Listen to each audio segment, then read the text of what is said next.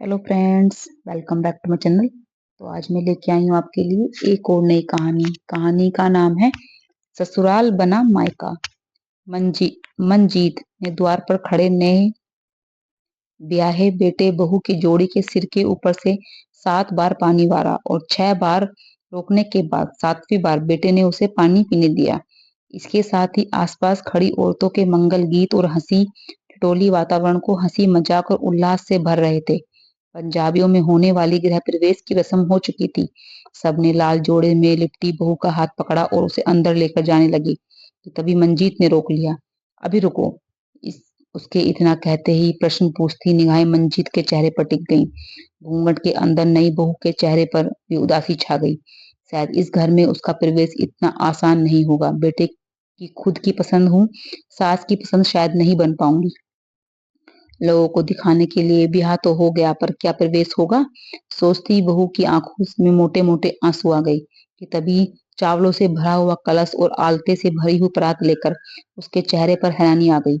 बाकी सब औरतें भी मंजीत की तरफ देख रही थी, मानो पूछना चाहती थी कि यह क्या है। मंजीत वे दोनों चीजें चौखट के अंदर रखवाई और बहू के सिर पर प्यार से हाथ फेर कर बोली, चलो बेटा, अब जैसे तुम्हारे यहाँ रस्म होती है वैसे इस कलश को पैर मारकर नाज अंदर की ओर फैला दो। अपने शुभ का कदम इस आलते में डुबोकर अपने घर में प्रवेश करो। मंजीत की बात सुनकर जहां नई बहू का चेहरा खुशी से खिल गया, वहीं उसके साथ विदाई में साथ आए भाई के चेहरे पर भी राहत नजर आई। कुछ और लोगों की प्रतिक्रियाएं भी देखने लायक थी।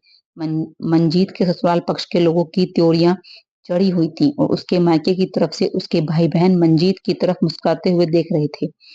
उन्हें पता था दीदी दीदी बीच का कोई ना कोई रास्ता निकाल ही लेंगी।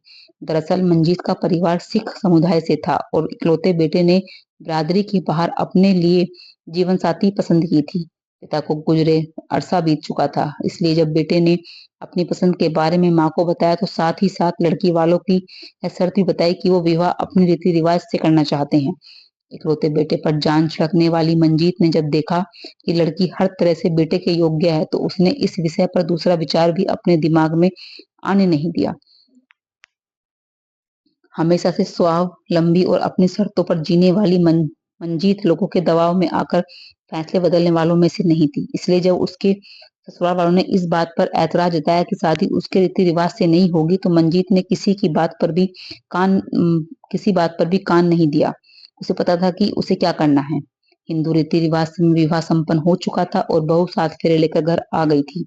मंजीत ने सभी को छोड़ा, आराम करने को कहा और खुद बहन के साथ कुछ खास तैयारी में व्यस्त हो गई। किसी काम से अलमारी में से कुछ निकालने के लिए कमरे में गई तो ससुराल पक्ष की बातें कानों में पड़ गईं। यह भी कोई शादी है? हमारे रीति रिवाज का तो किसी ने मान ही नहीं रखा। ना तो लड़की ने चूड़ा पंजाब में पहने जाने वाली खास डिजाइन की चूड़ियां पहना, ना ही उसने कलीरे डाले और ना ही हमारे रीति रिवाज के हिसाब से फेरे हुए। हम तो इस शादी को पूरा नहीं मानते। पर ठीक है भाई, कौन सुनता है यहाँ किसी की, सबको अपनी मर्जी करनी है। हम तो चुप बैठे हैं। आज हमारा भाई होता तो शायद कुछ और ही होती। अब तो हम कुछ कहने लायक ही नहीं रहे। सब कुछ कहने के बाद भी मंजीत की नंद स्वयं को चुप बता रही थी। यह सुनकर भी मंजीत सामान निकाल कर चुपचाप वहां से निकल आई। मंजीत की कोई प्रतिक्रिया ना पाकर ननंद को और मुंह जोड़कर बातें करने का मौका मिल गया। इन सब बातों पर ध्यान न देते हुए मंजीत ने लगभग घंटे भर बाद सबको आंगन में इकट्ठा करने के लिए कहा। आंगन में खुद सुंदर सा पंजाबी सूट पहने बहू बैठी हुई थी। मंजीत का भाई दूध में भीगा हुआ चूड़ा बहू के हाथों में पहना रहा था। रस्म मामा की तरफ से होती है। अब मामा ससुर ने बहू का मामा बनकर यह रस्म पूरी कर दी थी। दूसरी तरफ दोनों मौसियां कल्ले लेकर खड़ी थी। कलीरे बहुत सुंदर लंबी लंबी लटकन जैसी होती हैं, जिन्हें पारंपरिक रूप से कोड़ियों और सूखे नारियल के साथ तैयार किया जाता है और इन्हें चूड़ियों का पर बांधा जाता है। सुनहरे रंग के चमकते कलीरे दोनों मौसियों ने बहू की चूड़ियों पर बांध दिए और उसके सिर के ऊपर से पैसे बांट के काम वाली के हाथ में थमा दिए कि बहू को नजर न लगे। छुई मुई सी बहू ससुराल में सब दुलार देखकर फूली नहीं समा रही थी। माँ बाप से बिछड़ने का दुख सास का प्यार देखकर कम हो गया था। जहाँ मंजीत ये सब देखकर अपने बहू पर वारे वारे जा रही थी, वहीं ससुरालियों की आंखें हैरानी से फटती जा रही थी। मंजीत यह भी कर सकती थी तो उन्होंने सोचा ही नहीं था। इस बात पर तो मंजीत को उम्र भर ताना मार सकते थे कि इकलौते बेटे की शादी में भी अपने मन से कुछ नहीं कर पाई। मंजीत ने वो वजह भी खत्म कर दी। बेटे की आंखों में माँ के लिए प्यार और विश्वास था, मानो उसे पता था कि माँ और बहू को भी नई नई बनी सास में माँ का रूप दिख रहा है। सारे शगुन करने के बाद मंजीत पूरे परिवार के साथ गुरुद्वारे पहुंची और वहां पंजाबी रीति रिवाज के से फिर से बेटे बहू के फेरे गुरु साहब की हजूरी में दिलवा दिए और बची कुची कसर भी पूरी कर दी। कटाक्ष करने वाले हर व्यक्ति के मुंह पर ताला पड़ा हुआ था।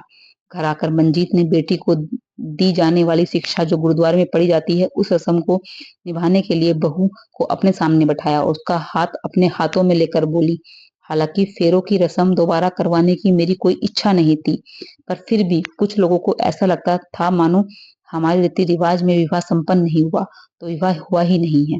कल को कोई तुम दोनों पति पत्नी पर कटाक्ष न करे, इसलिए मैंने यह एक छोटी सी पहल की है।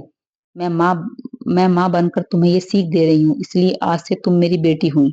यह घर सिर्फ मेरा नहीं रहा, अब यह घर हमारा हो गया है। इस घर में तुम्हें कोई भी परेशानी हो तो मुझसे आकर कहना। कोई भी बात मन में मत रखना, मन में रखी बातें बड़ी हो जाती हैं। अगर कभी किसी आस पड़ोस या रिश्तेदारी में तुम्हें यह सुनने को मिले कि मैंने तुम्हारे खिलाफ कुछ कहा है तो सीधे मुझसे बात करना। कहीं सुनी पर कभी यकीन मत करना, यही बात मुझ पर भी लागू होती है। मैं भी खुद को तुम्हारी माँ समझकर अपने मन में कोई बात नहीं रखूंगी। एक माँ की यह सीख बेटी का जीवन खुशियों से भर देगी। कहते हुए उसने बहू का माथा चूम लिया और अपने सभी संबंधियों की तरफ देखते हुए बोली, बेटी के माँ बाप बेटी को हमेशा अपनी रस्मों के साथ ही विदा करना चाहते हैं, इसलिए मैंने बहू के मायके वालों की इच्छा का मान रखा, लेकिन उसके साथ ही आप सबकी इच्छा को ध्यान में रखते हुए मैंने अपने रीति रिवाजों को भी पूरा किया है। आशा करती हूँ कि आप किसी के मन में कोई संदेह नहीं होगा कि मेरा बेटा बहू बिना विवाह किए साथ रह रहे हैं, बल्कि अब तो उसका बंधन और मजबूत हो गया है। हंसते हुए मंजीत बोली, दो तो बार विवाह हो चुका है। बिरादरी से बाहर की बहू आने पर होने वाले किसी भी तमाशे की उम्मीद पर मंजीत ने पानी फेर दिया और जिन नजरों से उसकी बहू उसे देख रही थी उसने ना सिर्फ मंजीत बल्कि बाकी सब रिश्तेदारों को भी यकीन हो गया कि यह एक स्वस्थ रिश्ते की शुरुआत हो हुई है। निश्चय ही सफर भी बढ़िया ही गुजरेगा। बहू का भाई भी वापस जाने से पहले ही यह सब देखकर संतुष्ट हो गया। उसने हाथ जोड़कर घर वापस आ जाने की आज्ञा मांगी।